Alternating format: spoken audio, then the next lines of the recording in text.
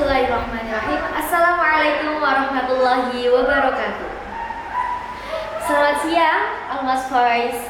Jadi selamat datang di Almas Voice, yang mana podcast yang menyajikan informasi, inspirasi, dan juga solusi untuk berbagai topik penting dalam dunia pendidikan dan juga pengembangan diri. Nah, perkenalkan, kembali lagi bertemu saya yaitu dengan Mem Eva, yang mana kita akan membahas sebuah topik penting yang sangat relevan nih, apalagi untuk zaman sekarang nih. Pasti kita semua agak sering, bukan agak sering, tapi sering sekali mendengar sebuah persoalan bullying. Nah, jadi hari ini kita akan mengangkat tema tentang upaya mencegah bullying di lingkungan sekolah. Nah, para Almas Voice, nih dalam episode kali ini kita itu berkesempatan untuk berbicara dengan seorang ahli di bidang pendidikan. Siapa lagi? Kita perkenalkan diri ya. Ini dia narasumber kita hari ini adalah Mem Nuris. Gimana Mem Nuris kabarnya? Alhamdulillah baik. Oh baik nih ya. Oke. Kalau gitu nih Mem, perkenalkan ya. Ini tuh namanya Mem Nuris. Beliau itu seorang guru di SDI Unggulan Al-Maslahah. Nah, beliau ini akan membagikan banyak sekali wawasan dan juga strategi tentang bagaimana kita dapat bersama-sama mencegah dan juga menangani bullying di sekolah. Karena bullying itu sepertinya sebuah momok ya, yang di sekolah itu. Karena dampaknya itu sangat besar sekali kepada anak-anak. Jadi mungkin langsung saja. Gimana Mem? Mungkin bisa nih dijelaskan kepada Almas Voice yang disebut dengan bullying itu yang bagaimana sih? Oke, terima kasih sebelumnya.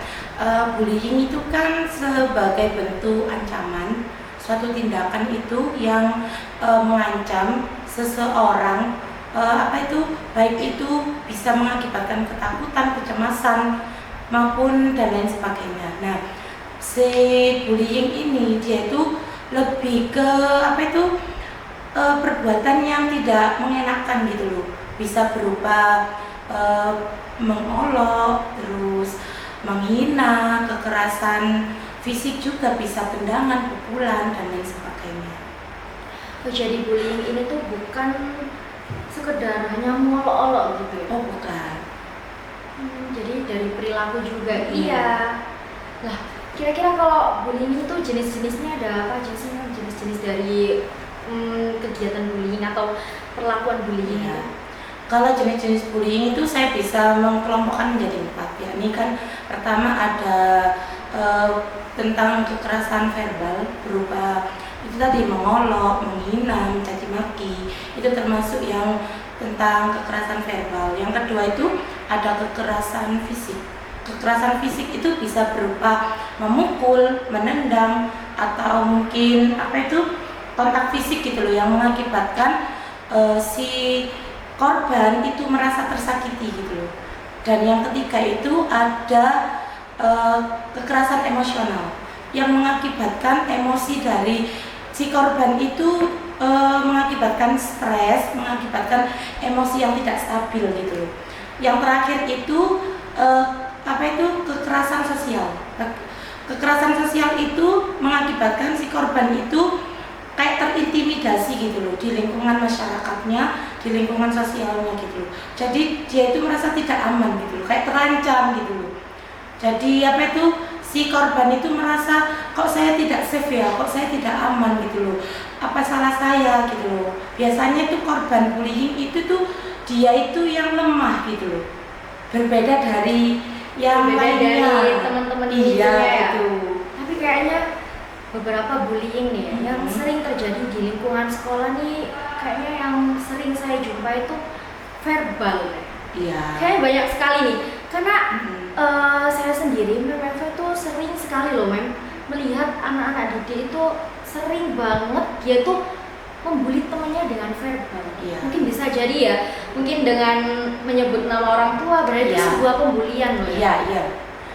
Ya karena itu tadi loh Mem, mungkin niatnya itu mungkin cuma guyon gitu ya, maksudnya tuh bercanda gitu, ya, bercanda gitu. ya gitu. Cuma kan kita nggak tahu kan respon dari itu tadi kan, oh loh kalau menurutku itu bukan bercanda, tidak semua bercanda itu kan bisa dibuat apa guyonan gitu kan. Nah mungkin kan beda lah, maksudnya itu bisa membedakan mana itu yang bercanda, mana itu yang bukan gitu. Iya sih, kalau saya dipikir-pikir lagi nih memang kadang tuh seorang anak itu dia tuh nggak berpikir bahwasanya tindakannya itu adalah sebuah pembulian. Kadang orang itu atau si anak ini tuh berpikiran bahwasanya ini tuh hanya sekedar guyon aja gitu, mau kayak verbal gitu ya, yang sering kita jumpai gitu. Dia tuh mengelak-elak dengan nama-nama lain lah, bisa jadi binatang atau mungkin ya sih dia tuh suka tidur gitu ya Mem. Jadi dia tuh dipanggilnya si koala gitu.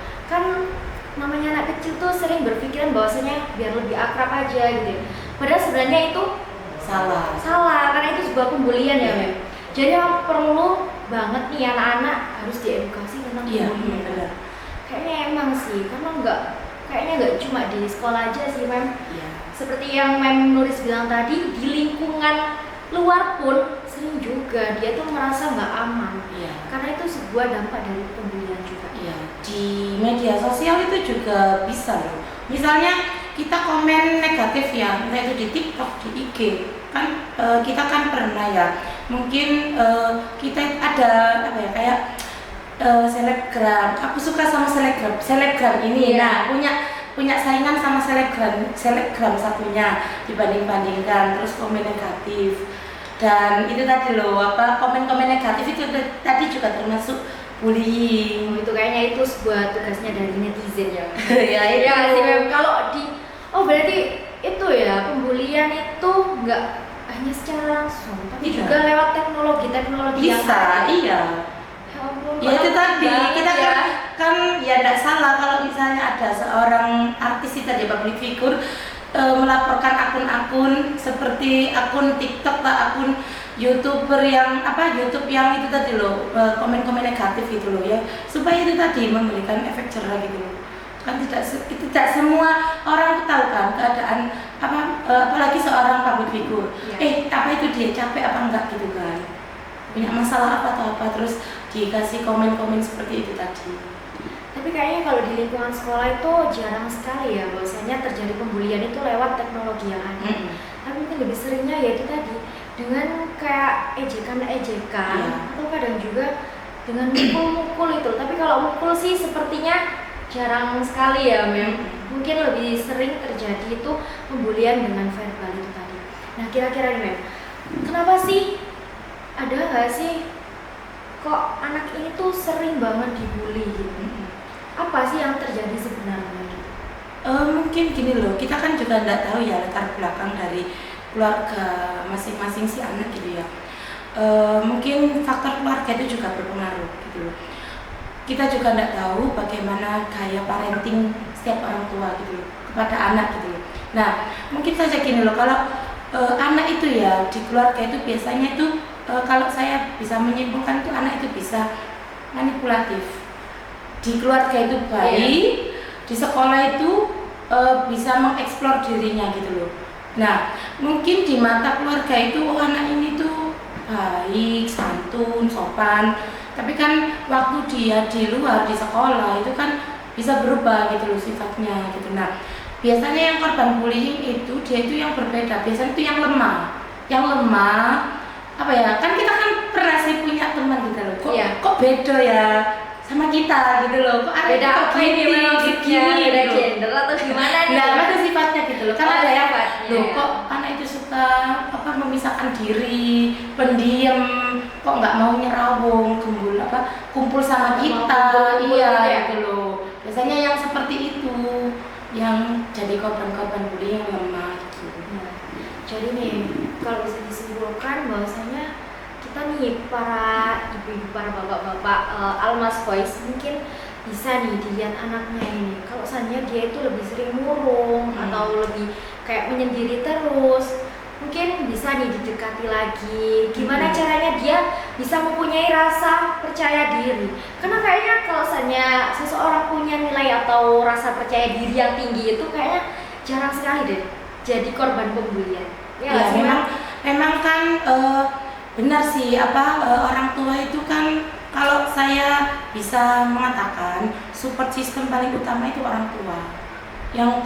Yang selanjutnya kan ya bisa dari guru, teman, Lingkungan iya gitu kan. Tapi Lingkungan tetap itu orang utama tua sih. itu kan jadi utama kan. Meskipun sesibuk-sibuknya orang tua, alangkah baiknya itu tetaplah dipantau gitu loh. Jangan sampai aku sudah memasrahkan ke sekolah gitu kan, sudah tertata maksudnya dari pagi sampai sore gitu kan. Tapi nanti ya kalau bisa alangkah baiknya waktu pulang ditanya, Kak tadi itu apa kegiatannya, ada masalah nggak, kayak curhat gitu loh, ditanya. Ya anak itu kayak merasa dihargai gitu loh. Karena kalau misalnya di sekolah kita tuh udah menjaga dengan baik, tapi pasti ada aja celah temennya itu buat ngebully. Nah itu gimana sih man? Kalau seandainya cara mengatasinya, cara mengatasi kalau misalnya di sekolah-sekolah sih. Pertama itu harus ada konseling ya. Dari pihak sekolah kan ada konseling, ada penyuluhan juga, baik ke siswa ataupun ke orang tua. Entah itu melalui forum-forum, kan ada seperti mungkin pertemuan wali murid, parenting, itu kan disosialisasikan juga tentang bullying tadi. Terus ke anak-anak juga seperti itu, harus disosialisasikan. Kayak mungkin bisa melalui wali kelas atau dari pihak kepala sekolah ke guru, itu kan disosialisasikan kayak bullying, bahaya bullying, terus itu dampak-dampaknya bagaimana. Terus dari sekolah juga bisa memasang seperti poster-poster anti bullying dan spanduk-spanduk gitu loh Mem.